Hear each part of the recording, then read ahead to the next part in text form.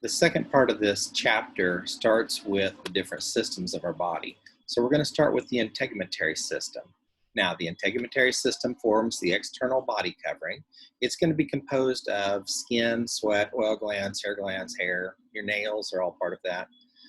The function here is to protect the deep tissues, and deep versus superficial, just a couple terms for you. And that protects those deep tissues from injury, and then it's also there to synthesize vitamins. The next system is the skeletal system, composed mainly of bone, cartilage, ligaments. This protects and supports all your organs. The more vital the organ is, the more bone we surround it with. This also provides a framework that we can connect muscles to, and we can use that for locomotion. Some other things besides movement, skeletal system plays a role in blood cell formation. It also is there to store minerals for us. Next, we have the muscular system composed of muscles and tendons. Tendons connect into the muscles and then go off and connect to bones from there. This allows manipulation of the environment, locomotion, facial expression. Anyway, it maintains posture. And then the one that we tend to overlook is it produces heat. So when we get cold, we start to shiver, and it's our skeletal, it's our muscular system that's doing that for us. The next system is the nervous system, composed of the brain, spinal column, and nerves. This is the fast-acting control system of the body. It responds to stimuli by activating muscles or glands.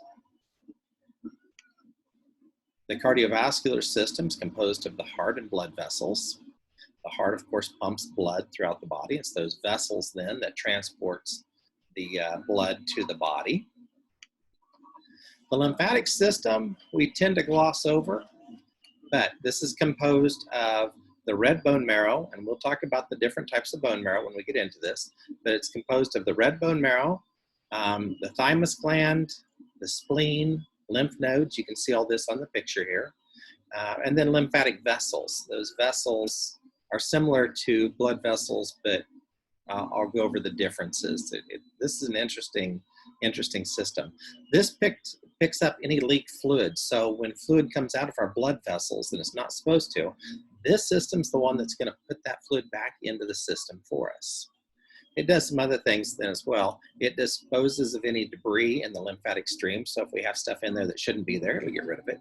It also houses white blood cells. So it's involved in our body's immune system.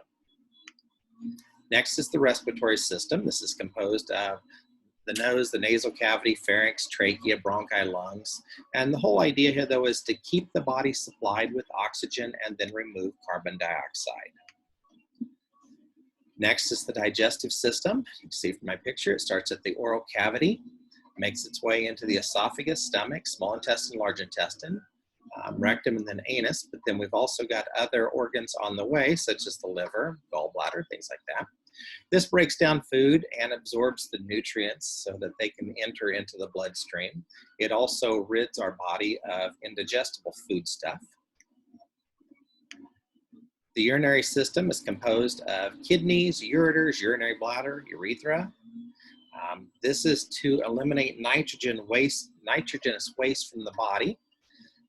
So it filters through the blood system, and all the waste that comes out of the blood makes its way into the kidneys. It also plays a role in regulating water, electrolytes, and pH of the blood. So the urinary system is really important to us. Next up, we have the male reproductive system, composed of the prostate gland, penis, testes, scrotum, and ductus deferens. Main function, of course, is to produce offspring. The testes produce sperm and then male sex hormones, and then the ducts and glands deliver sperm to the female reproductive tract. And we finish with the female reproductive system, composed of mammary glands, ovaries, uterine tubes, uterus, and vagina. Main function is production of an offspring. So the ovaries produce eggs and female hormones. When we say the ovaries produce the eggs, there's actually a step before that, but for the sake of this overview, the ovaries will produce the eggs. The remaining structures then serve as site for fertilization and development of the fetus, with the exception of the mammary glands, and those are there to produce milk and nourish the newborn. Okay, so those are my different systems that you need to be familiar with. After that, we're going to move into necessary life functions after I take a look at the 3D printer. I think everyone's doing okay. Necessary life functions are things like maintaining boundaries. So you have the internal environment needs to remain distinct from the external environment. That's a necessary life function. We don't think about it, but that actually takes place on both the cellular and the organismal level. On the cellular level, that takes place by the plasma membrane, which you studied about in biology.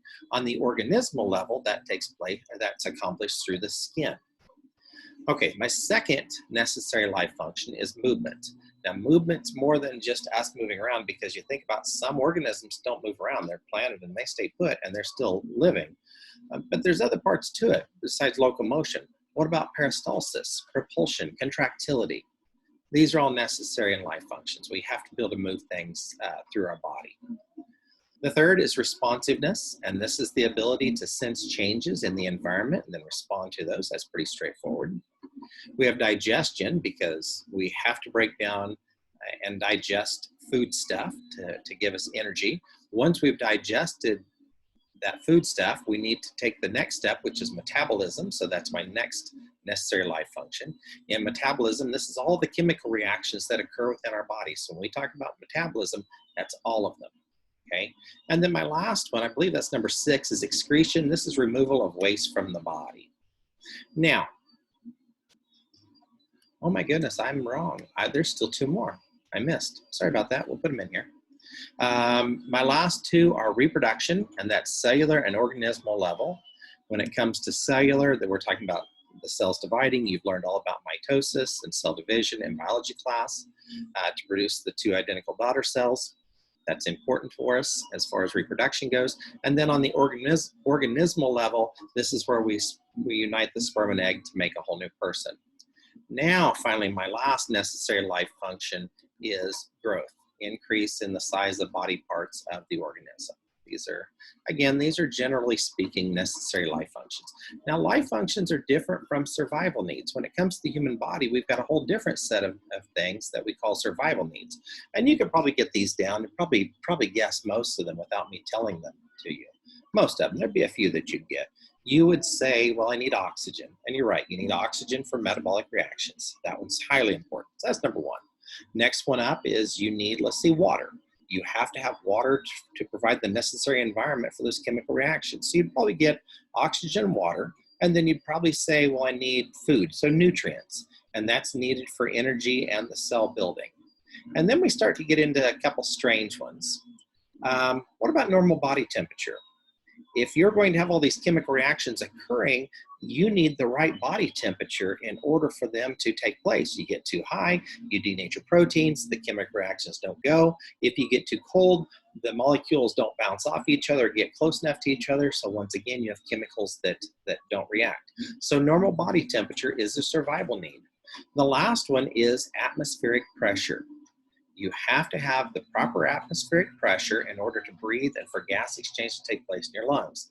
And without that, you either can't get enough O2 into your lungs, or you get too much in and you do damage. So atmospheric pressure is very important. That is a survival need. Okay, let's stop for just a second.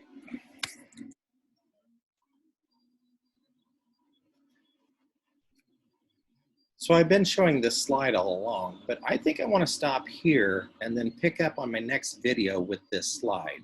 I think I've talked enough, and this seems like a good stopping point. So we'll actually put together a third video for you that starts here with homeostasis.